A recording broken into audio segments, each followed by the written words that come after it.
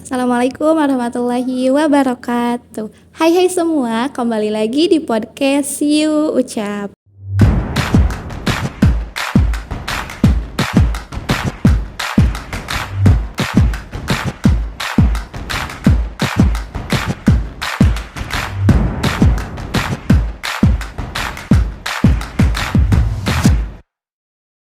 Bersama saya Siti Yusriah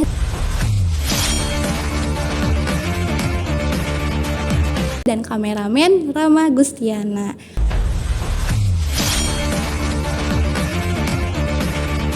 Pada hari ini kita kedatangan tamu spesial, yaitu Kak Najwa. Halo semuanya, perkenalkan nama saya Najwa Zahara, mahasiswa semester 3.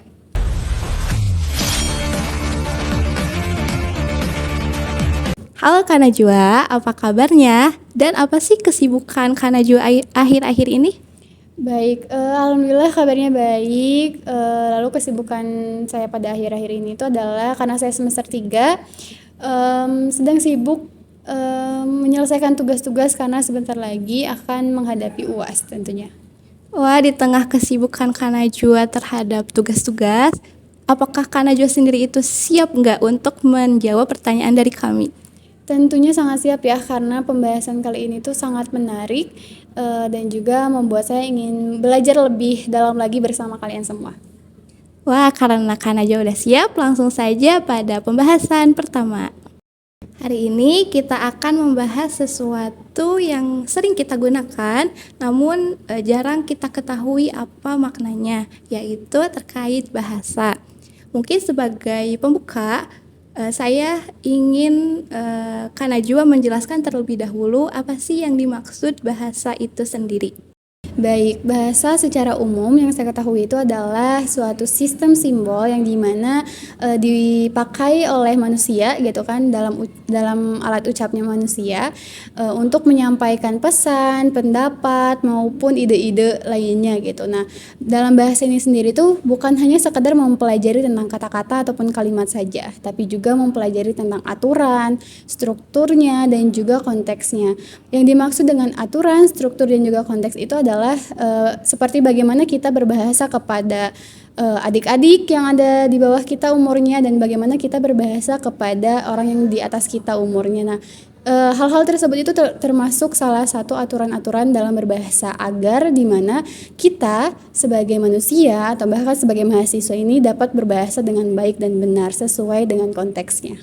Wah, menarik sekali ya. Jadi bahasa itu bukan hanya sekadar alat komunikasi, tetapi juga alat untuk memahami dunia. Iya, betul sekali. Nah, melalui bahasa ini kita ini bisa membentuk konsep dan juga bisa mengetahui bagaimana bahasa ini dapat bermakna di kehidupan kita, dan juga bagaimana sih bahasa ini tuh menjadi identitas kita. Nah, berbicara terkait membentuk konsep, ini itu akan mengantarkan kita kepada topik selanjutnya, yaitu mengenai filsafat bahasa. Jadi apa sih sebenarnya filsafat bahasa itu sendiri?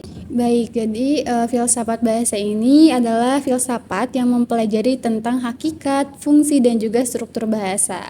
Di mana yaitu bertanya seperti bagaimana sih bahasa ini dapat membentuk makna, bagaimana sih bahasa ini dapat merepresentasikan kenyataan, dan bagaimana bahasa ini dapat mempengaruhi kita dalam kita berpikir. Nah, terdapat dua fokus utama dalam filsafat bahasa, yaitu ada bahasa sebagai sistem representasi dan juga bahasa sebagai sistem tindakan, atau di mana tindakan ini tuh maksudnya itu adalah bagaimana kita memerintah dan bagaimana kita bertanya, begitu. Ya, jadi dapat dikatakan ya bahwa filsafat bahasa ini tuh semacam memeriksa mesin yang ada di balik bahasa yang kita gunakan dalam kehidupan sehari-hari. Iya, betul banget nih. Jadi filsafat bahasa ini atau bahasa itu sendiri tuh dapat membantu kita untuk memahami bagaimana sih bahasa ini membentuk suatu makna, dan bagaimana sih bahasa ini tuh mempengaruhi cara kita berpikir, begitu.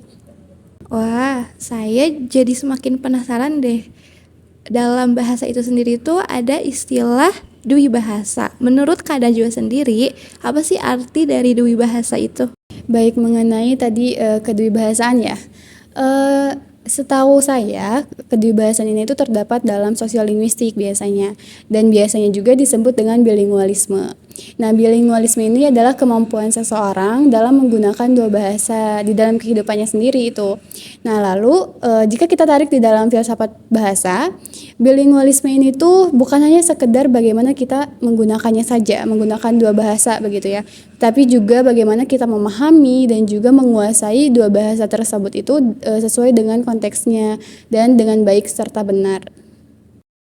Jadi dapat dikatakan ya bahwa seseorang yang dui bahasa atau bilingualisme itu seseorang yang mampu memahami dan menguasai bahasa itu sendiri ya. Jadi saya semakin penasaran deh, apa saja sih faktor yang mempengaruhi seseorang dapat dikatakan dui bahasa itu sendiri? Baik, tentunya pasti banyak ya faktor-faktor yang menyebabkan seseorang ini bilingualisme atau mempunyai dui bahasa lah gitu. Salah satunya juga jika kita tarik di dalam filsafat pendidikan bahasa, seseorang bisa dikatakan bilingualisme itu bisa terjadi karena orang tersebut mungkin dalam lingkungannya berada dalam lingkungan yang dimana di sekitarnya ini memakai bahasa yang lebih dari satu bahasa. Jadi dia terpengaruh, akhirnya dia pun menjadi kebiasaan gitu. Jadi dia memakai dua bahasa. Bisa juga dikarenakan pendidikan bilingualnya, lalu juga kebutuhan agama dan juga kebutuhan ekonomi juga bisa menjadi salah satu faktor terjadinya di bahasa tersebut. Wah, pembahasan kali ini tuh kaya banget ya. Tentunya saya dan tentunya tetap kawan-kawan sekalian itu jadi belajar banyak dari bahasa. Bahwa bahasa itu bukan hanya sekadar alat untuk mengungkapkan kata-kata, tetapi juga sebagai alat untuk membentuk makna.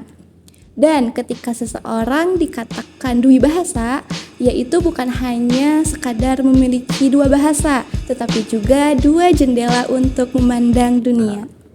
Terima kasih kepada narasumber dan terima kasih kepada kawan-kawan yang sudah menonton dari awal sampai akhir. Saya Siti Yusria dan Saya Najwa. kami pamit undur diri. Wassalamualaikum warahmatullahi wabarakatuh.